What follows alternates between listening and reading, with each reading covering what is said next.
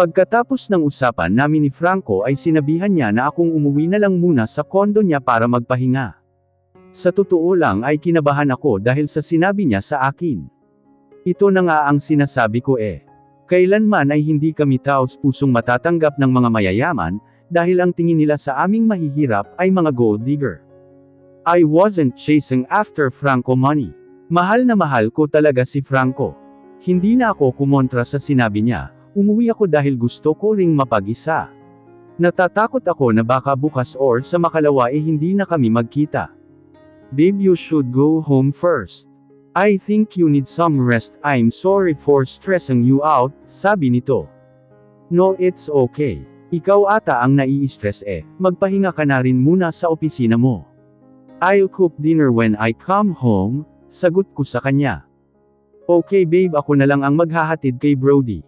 Tumango ako sa kanya and we gave each other a kiss, before saying goodbye.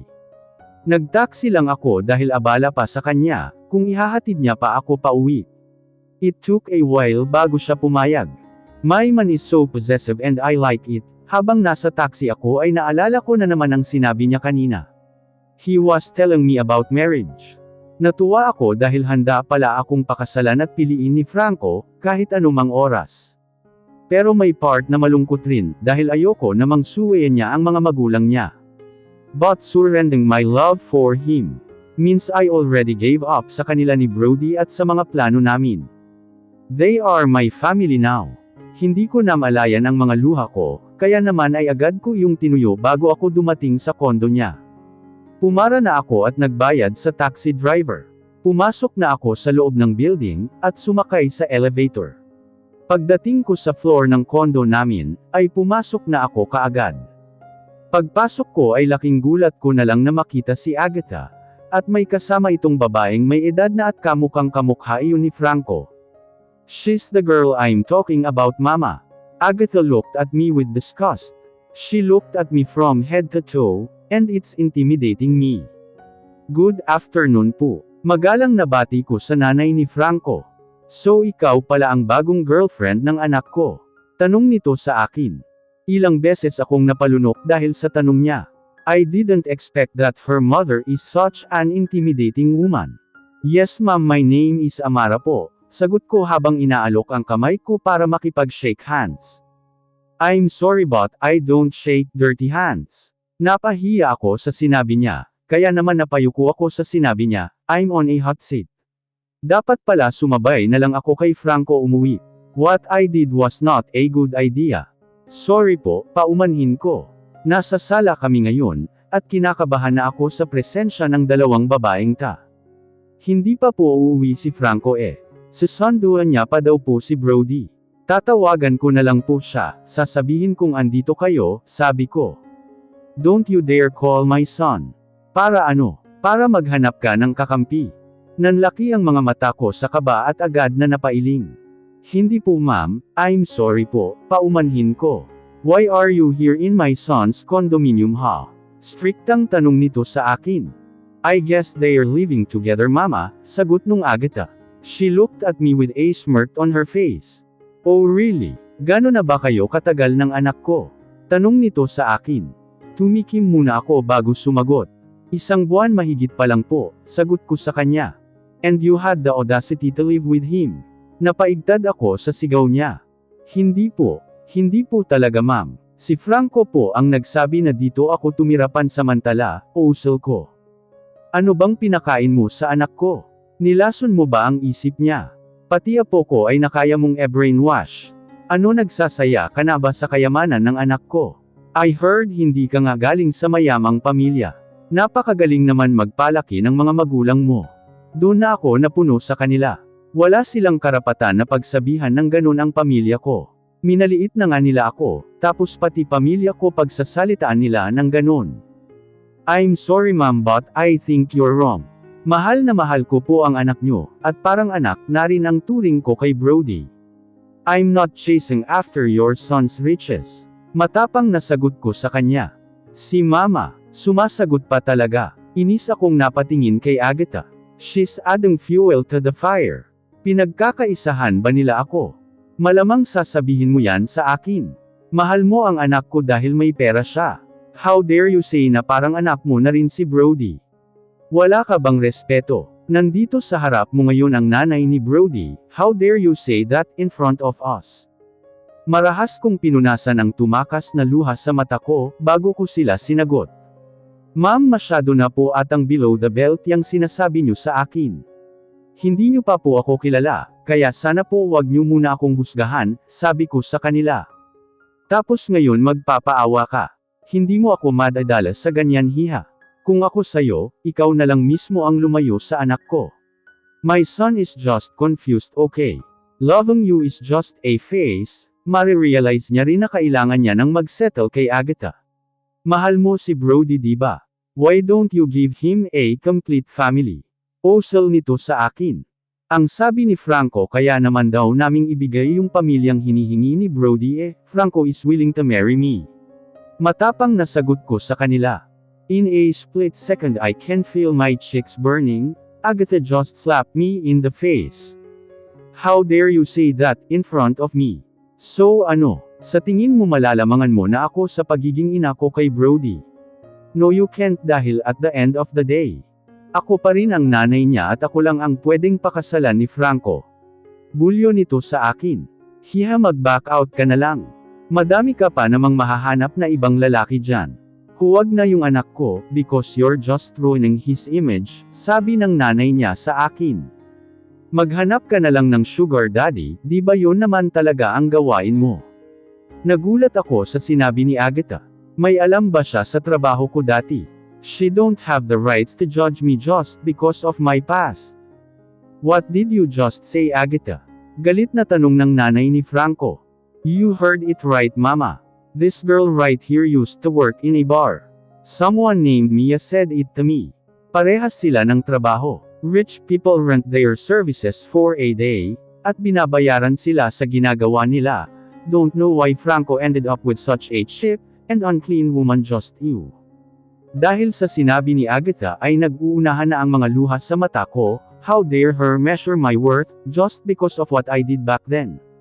It was a mistake, I know. Pero hindi niya naman dapat ungkatin yung nakaraan ko, para lang gawin akong masama sa harap ng nanay ng boyfriend ko. I'm quite sure na nag-hire ito ng private investigator.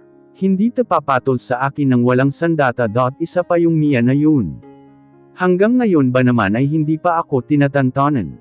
Oh my God, Agatha, Franco must be insane. How can she live with this girl? Hindi nga natin alam kung may AIDS ba to or wala. At isa pa, mama, did you know na tinulungan ng anak mo ang tatay nito? Ang tatay ng babaeng yan ay may sakit sa puso, at si Franco pa talaga ang ganawa ng paraan para maoperahan yung tatay niya sa ospital niyo, dugtong ni Trisha. What? Is that true? At sa ospital ko pa talaga, mga walang modo. Franco mom went hysterical after hearing what Agatha said. I think this is the end. Ngayon pa lang ay masasabi kong desidido talaga silang paghiwalayin kami ni Franco. Naiiyak ako sa isiping hindi ko na muling makikita si Franco. Agatha really did a good job. I want you to leave now.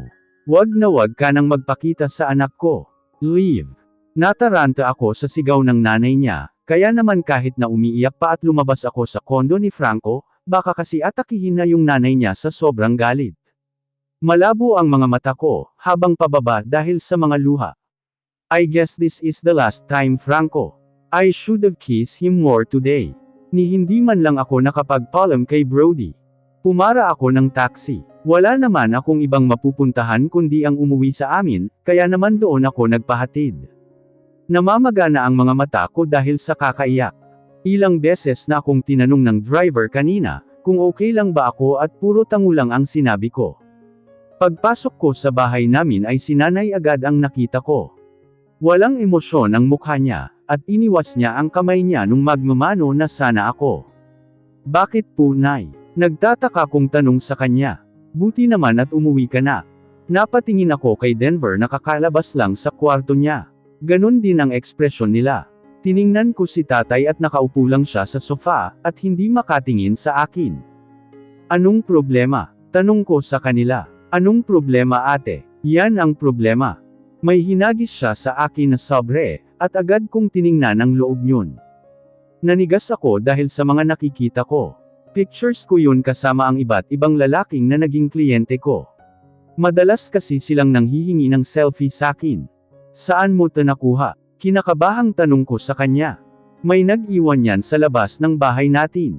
Yan pala ang trinabaho mo sa kabilang branch ng kumpanya mo ate.